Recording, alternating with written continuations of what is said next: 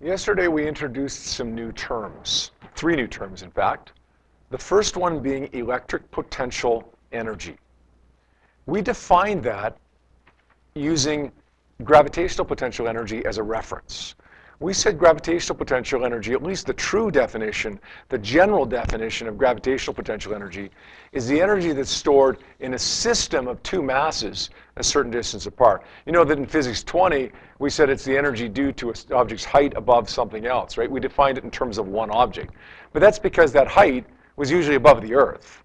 And the Earth is so massive compared to whatever object that was above it, we just kind of ignored it. We just kind of pretended that it was the pen or the water bottle that had all the energy, not the system of the pen and the water bottle or the Earth or whatever. Strictly speaking, though, that energy should have been in the system of the water bottle and the Earth, or the pen and the Earth, or whatever 2 objects it was. Electric potential energy is that energy stored in the system of 2 charges a certain distance apart. We're not going to generalize it, or so we're not going to make this definition specific. We're going to keep it general to the 2 charges, the 2 separate charges in the system of those 2 charges. So it's the energy stored in the system of those 2 charges a certain distance apart. Now, we went on to talk about electric potential energy difference yesterday as well, or the change in potential energy.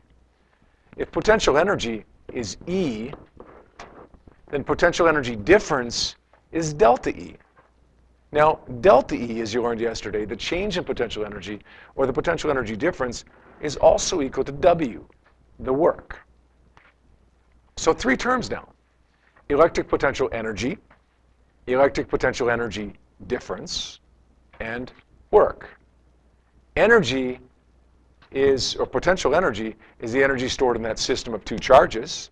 Energy difference is final minus initial energy, and work is the exact same thing as potential energy difference. So far, so good? We did a couple examples yesterday along with some practice problems of this. Let's go over this one again real quickly. It's one that we did yesterday, but we'll go over it again just to kind of refresh your memory.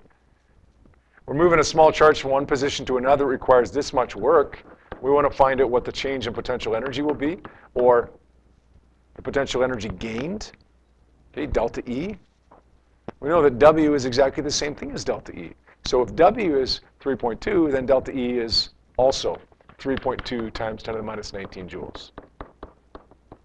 It's an easy, easy question if you remember that W is equal to delta E. If you don't, it's not such an easy question. You okay with that?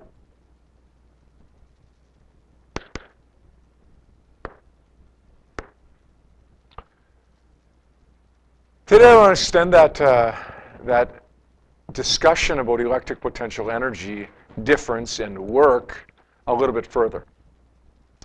When we move an object against a gravitational field, we have to do work on it. And the work that we do on it when we move that object through a gravitational field is equal to the change in potential energy. But it's also equal to the force that I apply to it. In other words, whatever force I have to apply to overcome the force of gravity times the displacement. Well, the same thing applies here. The change in electric potential energy is, of course, equal to the work, but it's also equal to the force times the displacement, how far the charge has moved through the electric field. Now, sometimes you may be given a force and a displacement. You might simply need to multiply the 2 together.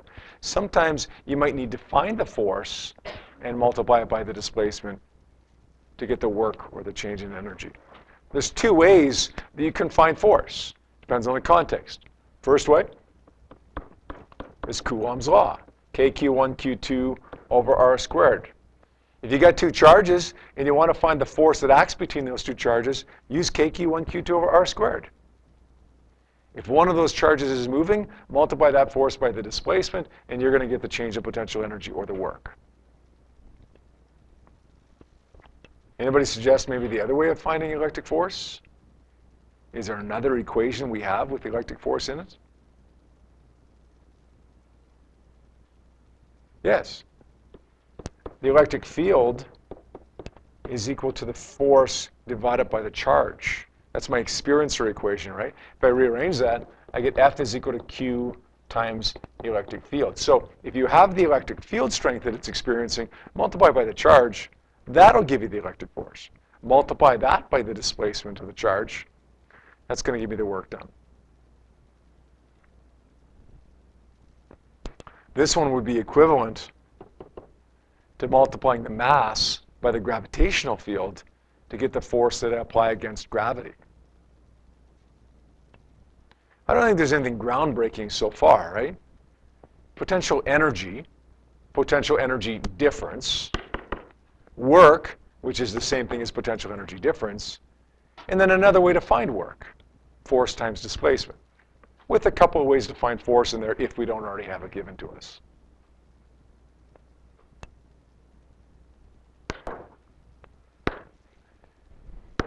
Electric potential energy difference, work, and now we got, didn't we already do this one? Electric potential? No, we did electric potential energy. This is electric potential. Wait till the next one.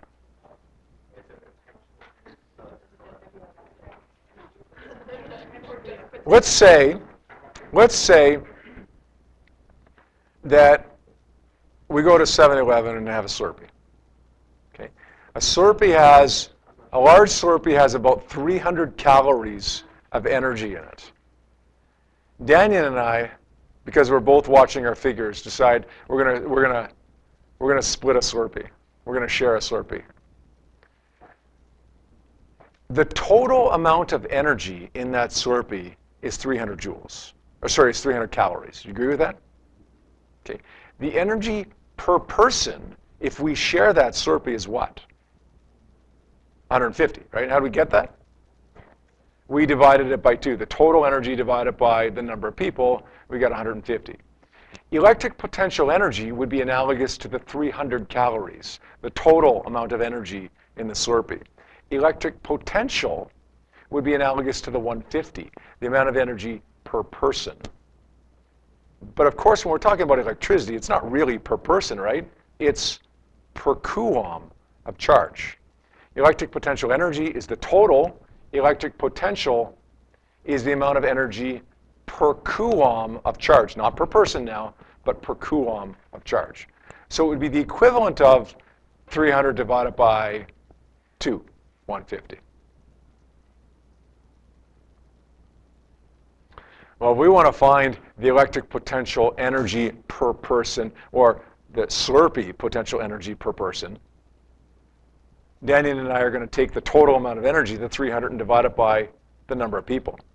If we want to find the electric potential, we're going to take the total electric potential energy and divide it not by the number of people, but the number of coulombs of charge. So it's going to be E over Q. Now, take a look at the symbol for this. It's kind of weird. For electric potential, the symbol is a capital V. It doesn't seem to make a whole lot of sense, but that's what it is, so we got to go with it. Units? What do you think the units would be? There's 2 sets of units we can use. One of them should be easy. Volts, that's not the easy one, but it's correct, though.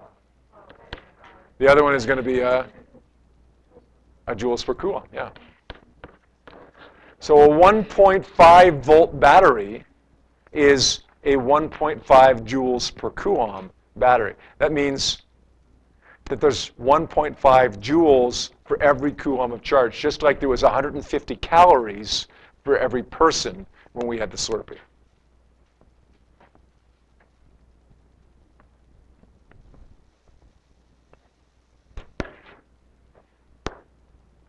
Oh, here's another one. Electric potential energy difference. Electric potential difference. Notice the last 2 have dropped the word energy. When we're talking about energy, we're referring to a total. When we're talking about potential without the energy mentioned in there, then we're talking about a per coulomb thing, a per person thing with our analogy. Let's say that Daniel and I, we looked at this large Pepsi Slurpee, and we said, "Oh, that looks so good. I want to get the big size. I want to get the big 300-calorie big Slurpee." but our eyes were bigger than our stomachs, and when we started drinking the Slurpee, we got partway through and we said, you know what, I can't really drink anymore. Daniel said the same thing, I can't really drink any more Slurpees, so we didn't finish it. Okay. Let's say that we started with 300 calories, but by the time we were finished, we only had 50 calories left. We didn't finish the last little bit of Slurpee. Does that make sense? The initial potential energy that we started with was 300. The final potential energy was 50. The change in potential energy was 250, right? That make sense? What was the initial potential? Okay, let's go this way. Potential energy. The initial potential energy was 300 in that case. The final potential energy was 50. The change in potential energy was 250. Neg 250, but whatever. What about potential? What was our initial potential again, Daniel? It was 150, right? Because it was 300 divided by the two of us. What's our final potential? 25. What's our change in potential? Or in other words, our potential difference? It's going to be 125. Bad calorie there. 125. Does that make sense? Now, there's a couple of ways that we can find potential difference. One of the ways to find potential difference is just to say, well, what's the final potential minus the initial potential? 25 minus 150. That's going to give us 125, right? Or if we take the absolute value of that, it's going to give us 125, right? The other way to do it is to say delta E, which is 250, divided by the two of us gives us 125. So delta E divided by the charge, or by the number of people in this case, also gives us 125. Does that make sense? I don't think that any of this stuff is too crazy hard. I just think that it gets a little bit confusing because we've got really 4 terms here now that sound almost exactly the same. And they mean something really close to the same thing, but not quite exactly the same thing. The confusion of this comes from not individual terms. The confusion of this comes from putting them all together. So electric potential energy difference. Potential difference. And then, of course, we've got work tossed in there, which is just the same as potential energy difference. What do you think the units for delta V would be, potential difference? I'll give you a hint, it's not hard. What is it? Joules per Coulomb or volts. Same thing as it is for potential, right? One more term, and this will be it besides a couple quick examples. This isn't really a term either. This is more of a unit. What are the standard units? What are the normal units for speed? Meters per second, right? What other units could we use for speed? Kilometers per hour? Miles per hour? Maybe even if you're talking about space travel, kilometers per second? Or if you're talking about snail travel, maybe centimeters per second? Millimeters per second? The standard unit is meters per second, but there's lots of other units that we can use if they're convenient, right? Sometimes meters per second isn't the most convenient units to use. Sometimes it is, sometimes it isn't. Well, we have, what are the standard units for energy? Joules, right? Joules is always going to be the standard unit, but it's not always the most convenient unit. When you get your power bill at home every month, it says, the electrical energy you use this month ends up costing you, what, $130, $140? Electric energy is measured in kilowatt hours. 1 kilowatt hour is the same thing as 3.6 million joules.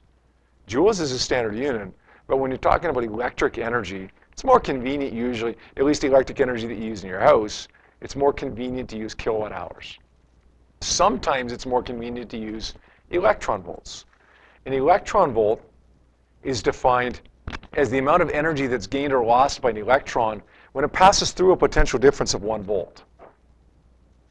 Now, if the electron passes one way through the potential difference, it will gain 1 electron volt. Stefano? If it passes the other way, it will lose 1 electron volt. It's kind of like a car goes down a hill, it gains kinetic energy. A car goes up a hill, it loses kinetic energy. But it gains the same as it loses, right? Doesn't matter which way it goes, the absolute value would be the same. How do we figure out how much that is in joules? Well, we know that delta V is equal to delta E over Q. Rearrange that. We get Q times delta V. The charge of an electron is 1.6 times 10 to the minus 19 coulombs times the potential difference of 1 volt gives me 1.6 times 10 to the minus 19. What would the units be for that? Remember, it's delta E, so what would the units be for that? If we're using a standard equation with standard units like coulombs and volts, then what units are we going to get out of it? Standard units. What are the standard units for energy? Joules, right? But we defined an electron volt as the energy gained or lost by an electron when it passes through that. So in other words, an electron volt is this energy, the energy that was gained or lost. In other words, 1 electron volt equals that value, 1.6 times 10 to the negative 19 joules.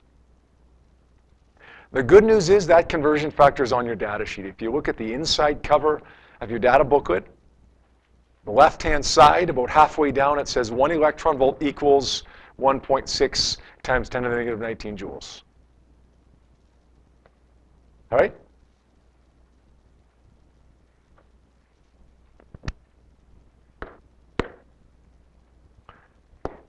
Let's do a sample problem here. Page 565, 11.7. It says moving a small charge of 1.6 times 10 to the minus 19 coulombs, that's going to be Q, between two charged plates increases its electric potential energy, see that word energy, by 3.2 times 10 to the minus 16. What do we have here? Is this an E or a delta E?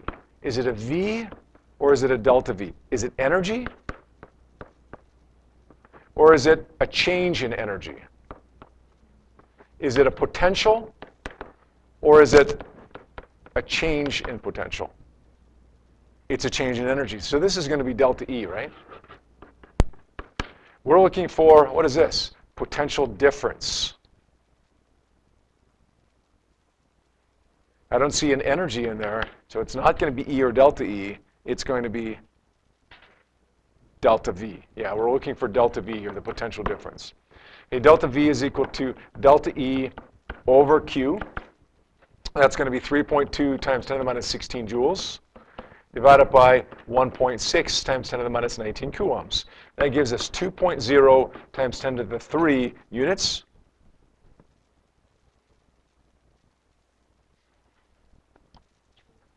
Joules per coulomb, or we could say volts. Doesn't really matter which one we use there. This isn't hard if you get your givens correct. Okay, in fact, mathematically, it's really, really easy if you get those givens written down correctly. As long as you don't mix up potential and potential difference and potential energy and all those terms there. Let's try one more example here. This one actually, if you look at it carefully, doesn't even have a question there. It just has a bunch of givens. When I was copying this over from the textbook, I missed copying over the question. We were asked in question A, what's the potential difference? And in question B, we were asked for the change in potential energy in joules and in electron volts. We have a small charge of 3.2 times 10 to the minus 19 coulombs. That's going to be Q. It's moving between two parallel plates. One position that has an electric potential of 2,000 volts, another one that has a potential of 4,000 volts. What are these numbers here? Are they going to be E or delta E or V or delta V? Is it energy, energy difference, or is it potential, potential difference? What's that first value going to be there? It's potential, right? So this is going to be, we're going to call this VI, right? This one's going to be VF. All right, you want to find the potential difference in question A? The easiest way to do that is to say VF minus VI. It's 4 times 10 to the 3, subtract 2 times 10 to the 3, gives us 2 times 10 to the 3 volts. Or 2 times 10 to the 3 joules per coulomb. Good? Easy enough? Okay, let's take a look at B. What's the change in potential energy? What are we looking for there? E or delta E? V or delta V? Got the word energy in there. It's going to be delta E. Good. Let's say delta V is equal to delta E over Q.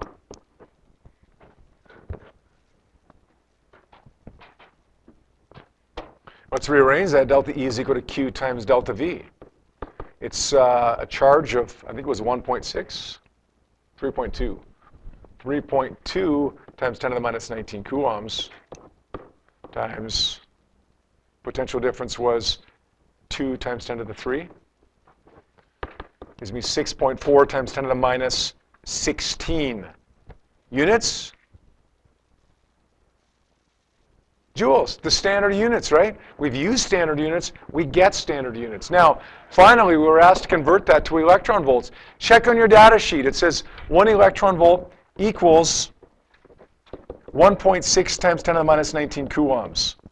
Okay, let's do it this way. 1 electron volt over 1.6 times 10 to the minus 19 coulombs equals X electron volts over 6.4 times 10 to the minus 16.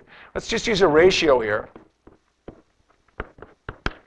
1 to 1.6 is the same as X to 6.4. What does X equal?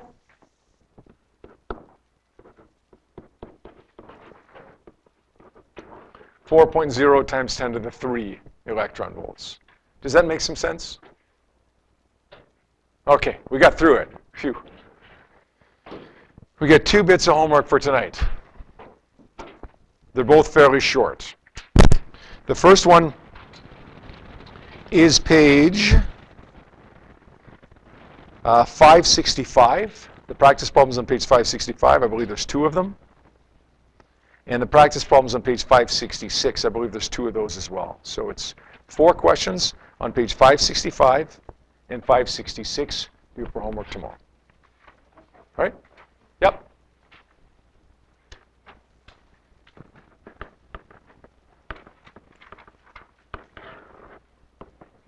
All right. That's it for today.